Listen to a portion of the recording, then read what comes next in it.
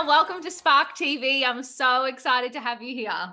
Thank you so much. So excited to be I joining. know. I know. I can already tell by our vibe that this is going to be a great chat. So Yeah, I'm very we're very excited. happy, aren't we? And yeah, We are. love it. I feel like, when you get two people in the room, I'm like, this could either go off the rails Yeah, very quickly or be a great chat. which is amazing. I love off the rails. Yeah, me too. Me too.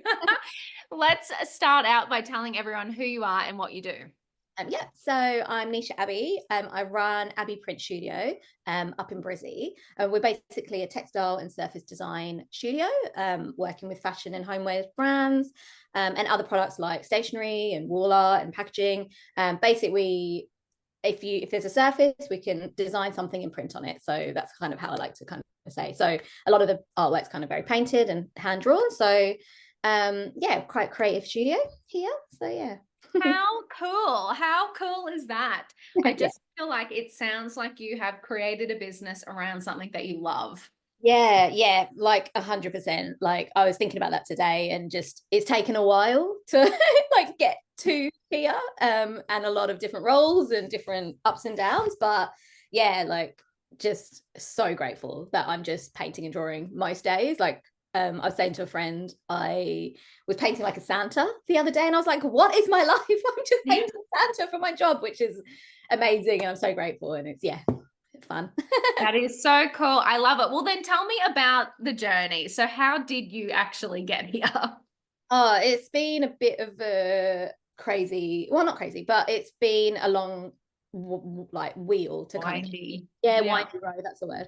But I basically graduated 2008, which is a really long time ago, in fashion design. But previous to that, as a kid and like a textile and like a teenager, I loved art and I loved textiles, and I just that was like my two favorite things. And I didn't know that was a career. So I kind of put two together and was like, okay, fashion, I need to do fashion. And I remember like I used to collect Vogues, and one Vogue spread, it had like a beautiful Marc Jacobs just spread of like color and pattern and behind the stage of like a fashion, and I was like, that's what I want to do, because I was just like, I think it was the color and the pattern, but I didn't know that was the thing. So I went into fashion, graduated, and just worked my way through all the roles trying to figure out where I was supposed to be. So from production, design, technical, compliance, and then did well, but just not didn't love any of them. Mm. And then in between kind of that, I was like every other fashion design student does, I had a little swimwear label for about 5 years. And I was like, yep, that's what I have to do. So tried that out, and it was amazing, learned so much. But that was 5 years and hard work. And so I think I ended that, and then I basically was just like, okay, I need to figure out my life and just see what I am supposed to be doing. Like, what am I, like, you kind of get to that point where you're just like, I don't know where I'm supposed to be. Um, and so it took 2 years to like play around, have a be creative, do some art, and then I kind of just started again, and just started as an assistant textile designer in a company in Melbourne, and just worked my way up. And then, like I always say to people, like when something's right for you, it's easy. Like it's just, it just things fall into place, and like steps are easy. Whereas the business, everything was so hard. The swimwear business, like the everything was hard to do, and I was like, we're not meant to be. So yeah, so 5 years later, I'm now running my own business, so which is amazing, and it's just taken a while, like a long time. But yeah, we're here. It feels like it does sometimes, though. We've got to just, go through all the things. So you mentioned Brisbane and fashion at uni. Where did you study? So the UK. So I'm Ah, yeah. So back in the day, in Kent, just south of London, I studied fashion and tech, like production, and that's kind of how I got a lot of the production roles. And then I basically moved up over to Oz in 2013. So yeah, oh, just been doing a lot. Like I feel like I'm not that one of those people that just stays in a career like forever. But now no. having this business, it's keeping me on my toes. So I feel like this is me forever now. Well, now you're wearing 1,000 hats, being Yeah, in that's the it. zone, right? Get bored. No, it's so cool. The reason I asked was because I studied fashion design in Brisbane. Oh, That was my uni degree. And oh, I'm always like, interested in where people land, because you're so right. I was like, I kind of came out of that and I was like, I don't want to be a fashion designer. Shit, No. what do I do? I know. And I feel like a lot of like uni courses, they don't set you up for real life either. Or No. especially back in the day, like when I graduated, like I was just a fish out of water. Like I was just like, where do I start? Like, and Yeah. I think I took internships because I was like, I just need to get some experience. And, you know, nobody wants to take graduates on because they don't know anything. So you need to try and get experience. It's just a whole, it's just that, even that takes a few years to find your feet. Totally. And back then as well in fashion, it was all like unpaid internships as well. Yeah. Which is all Yeah. like, let's just make these people work for free because fashion's supposed to be glamorous, and it's the Yeah. least glamorous industry So, there is. yeah, I know. Did you not go into fashion after then? Or No, like, so I ended up getting like a full-time job for Telstra, and I worked in sales for a decade, oh, and then wow. started businesses in social media marketing, and then Oh, Spark. And like social yeah. media didn't even exist when I went to uni. It's been a It's crazy. such a different life, isn't it? Especially marketing. It's Yeah. like everything's out of date from uni. Like it's Oh, all, yeah. It's just, everything's out of date since I read up on it yesterday. oh, Like, you true. Yeah. I know. Insta seriously. algorithms have changed again. I know. And now I need to be on TikTok and I just can't deal with it. TikTok has been Oh, on my whiteboard for like ever. And I'm like, I don't know if I'll get there. you're so good at like Insta like stuff though. You just transfer it. I know I'm on TikTok as well though, and I'm just like I've done a few really bad videos, and I'm just like I need to figure this out. We'll figure I it know. out. I know. And I feel like you've got to, and I don't know, I'm sure someone will correct me when I say this, but I'm like, I feel like TikTok's kind of, you got to be I'm very much into scheduling. I Yeah, batch create content schedule. And I feel like TikTok, you might need to be a bit more in the moment and posting on the app and all that kind of stuff. And and super reactive to like yeah. trends. You have to be on it, but then you have to be looking at it all the time so you know what's going on in trends. So it's but the same as Insta though. Hey, with Reels, you know you need to be seeing what's going on. I don't know. It's a full-time job. Yeah. Like social. Tell me about it. I know. Again, why there's so many things to do as a business owner. It's insane. And so you mentioned you had this like 2-year period where you were like, okay, stop. I need to figure out what I want in life. Yeah. What was that process like for you? Because I think sometimes like we all get to a point where we're like, what did I just create for myself in this business? I'm always interested when people take a step back. Like, did you go through a process? Did you ask yourself questions? Did you, I don't know, meditate? What did you do? Well, I was kind of I was in Byron at the time, and so it was a little bit of Nice. meditation and energy and hippie stuff, which Love I it. kind of love though. But it's kind of I just I think I just stayed in a role but part time, and then I just kind of took a few days, like a couple of days a week, to just play and figure out and just really like hone in on what I actually love to do, and like that's how I kind of figured it out.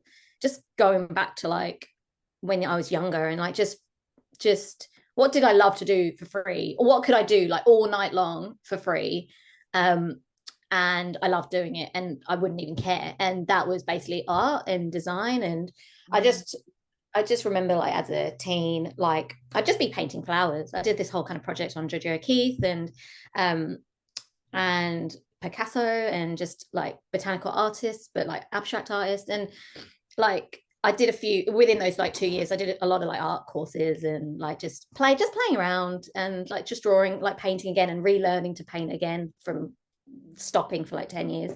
And I just remember throughout my career, there was always textile designers there, just in the background, just painting away. Like, and I was always like, what are they doing? Like, how can I do that? But I thought it was so out of reach. And because I was doing kind of production and fabric and textile, like technical stuff, I was like, how do I get from here, the production side, to design? And it's I think I always had it in the back of my mind, but I just didn't know how to do it. And I think just having a play and painting and creating again and mood boarding and journaling and all that kind of stuff really, I think I just had like a light bulb moment. I was like, oh, I just need to do this. But then I knew, but it's so hard, hey, when you're like older and you're like, do I step back and start again, or do I keep trudging along and like hoping? But it was like the best thing to just start again. Like that was 2019, and I just took a pay cut, and I was just like, I just need to relearn the like ropes again. Let's just do that. But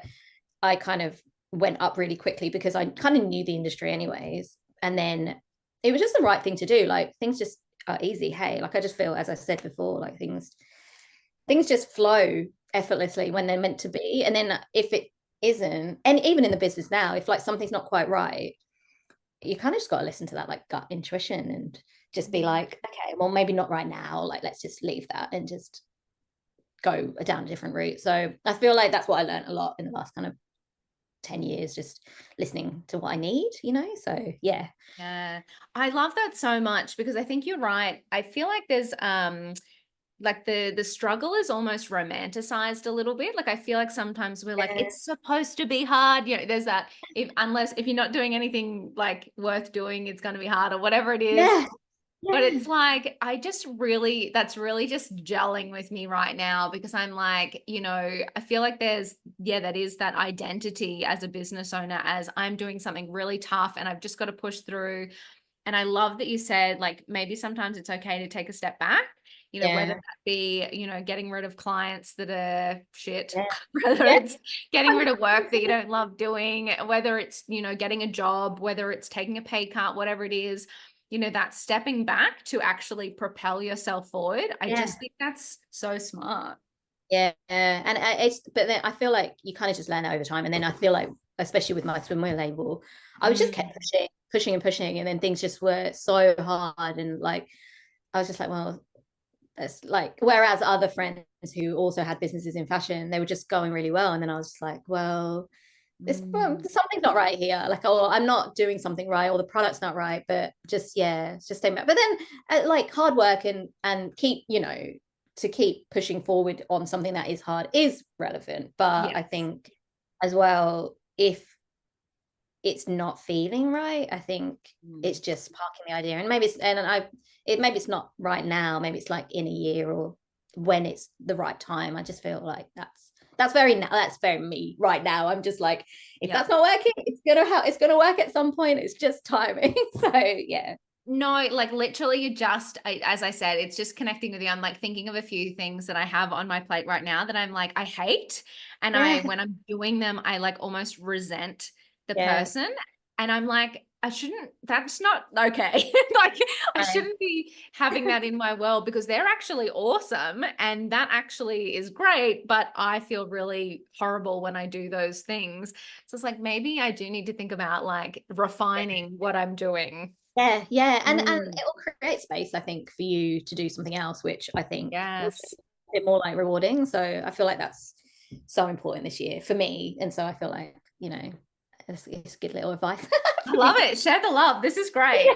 And so, with this new iteration of the business, how did you go about getting those first customers? It's quite tricky. So it's kind of very freelancey clients that I work with, so fashion or homeware brands. But a lot is very networking and people that I know and people that I know in the industry. Right now, that's a lot of the people who I work with. And so that's quite tricky. But I've kind of done a lot of stuff. And as in fashion, you go in one company and people spread, and then you can kind of try to get in. So that's kind of how I'm going about at the minute, but it's a bit of a hard slog. So that's basically what I'm trying to focus on now and try to get the right clients though as well, because I think the same as you were saying, like they might not be quite right, or they're not going to pay for your services, or you're not going to keep, like it's not doesn't gel quite well. So I'm just trying to find the people that align with my style. I do a lot of watercolor and acrylic and hand painted. So, someone that's quite graphic and logo based is not going to work for me. Whereas someone like revenue or review and stuff, I've worked with them in the past, like they kind of work. So it's quite hard. But then as I'm growing the business, it's kind of just putting those steps into place. So there's a lot of trade shows around the world, so like New York and Paris and here, even Sydney. So that'll be the next thing to do, but it costs a lot of money. So it's always the fun thing. So it's just kind of working out the right timing to be able to do that and invest in the business and myself. So at the minute, it's just kind of small, and I've got my freelance clients. The next thing is kind of scaling up and like becoming more of a studio, and then hopefully trade shows. So we'll slowly. I'm like organically slowly going, but I'm the most impatient person. I'm like, come on. Oh my God, I know. And that's like so the journey, right? You know, you can go, I can see the 10 steps ahead. Why can't I just be at step 10? And it's Yeah, like, that's it. gotta ratchet up, get the cash, do the next thing, do the next thing. It's like, Yeah, that's it. Lovely. That's small business, hey. yeah, oh my God, it's so true. But I love that, you know, it's interesting. So I come from the you know, B2B world where it is, you know, networking, getting into those brands.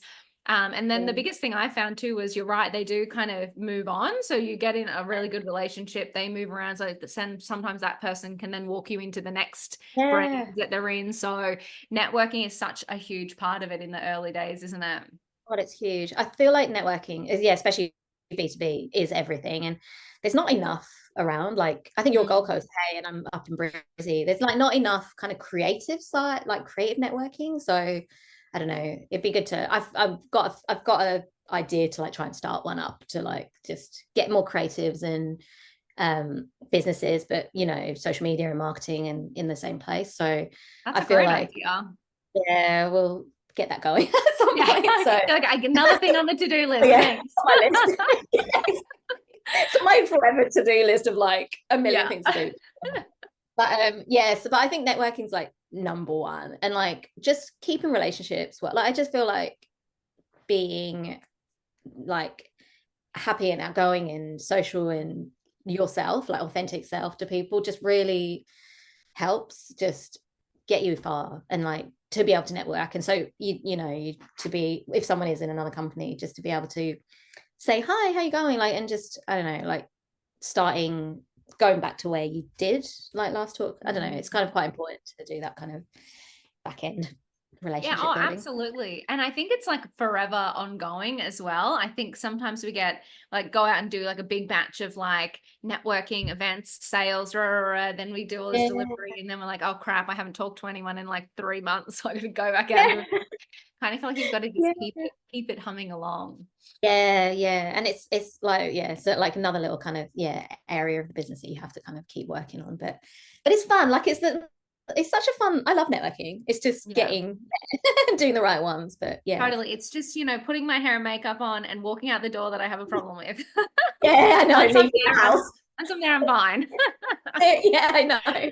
Same. Oh, so good. I love it. What do you think has been some of your biggest challenges running your own business, like going from employee to business owner? What do you think was the biggest, or some of the biggest things that were challenging? I feel like I like autonomy, I guess, and just keeping motivated, I guess. Mm, Like I work from home at the moment. And so even that's a challenge to not be doing anything else and just kind of working on the business. And um I think that's quite hard. But then also money as well, like just, you know, cash flow. I think that's with every small business though, is kind of the cash flow to kind of in and out. So I feel like they're the most challenging, that I'm still kind of working on to streamline a little bit. So yeah, hard. yeah, I mean, it's actually really interesting. You are like the 1,000th person that's talked about like working from home, staying motivated, and that balance between, you know, half the time you kind of or only working on your business and not prioritizing anything else, and then other Yeah, times like, I've walked to the fridge 1,000 times today yeah, just because I'm procrastinating, and I'm because you're in your home. So yeah. you know, when you're in a like office, it's so much easier to kind of just sit there, maybe take coffee breaks, lunch breaks, and it's a little bit more structured. When you work from home, I work from home as well. You know, when you work from home, it's like giving yourself that accountability is really hard. It's really tricky. And I think like, you know, having somebody there with you, or like just to check up, not check up, but as in like just somebody there always helps. Like if my Yep. partner's home, or if I'm working with a friend or something, I think that's, you know, you're both working and like you kind of can't keep going to the fridge and eating Yes. chocolate, which happens a Totally. lot. I So don't want the judgment. Thank you. exactly. Oh, But I don't know, like, well, I think working from home is like so amazing that we can do that mm. now. And it's like Zoom and all these kind of different like things that help. But yeah, I think that's the hardest thing. But also I think with work, deadlines as well, like help. Like, you know, just Yeah. kind of Yeah. trying to help structure your day and looking at your to-do list. I don't know. I think self-care in general, just to try and keep you on top of things, is quite important to Yeah. structure. Yeah, I totally agree. And I find I love the deadlines comment. I kind of like to make my day busy with meetings and things. So then I Yeah. panic about the tasks that I have to Yeah. do. Like that gives me like a self-imposed deadline because I've been on calls during the day. And then I'm like, oh my God, I've got to get this done today. You know, Yeah. that Yeah. like And helps 2 give me hours, a like little bit of accountability. Yeah. 100%. I think so. Yeah. Oh my God, I love it so much. So what do you think the future holds? What's the next 6 months look like for you? We are growing, which is really good.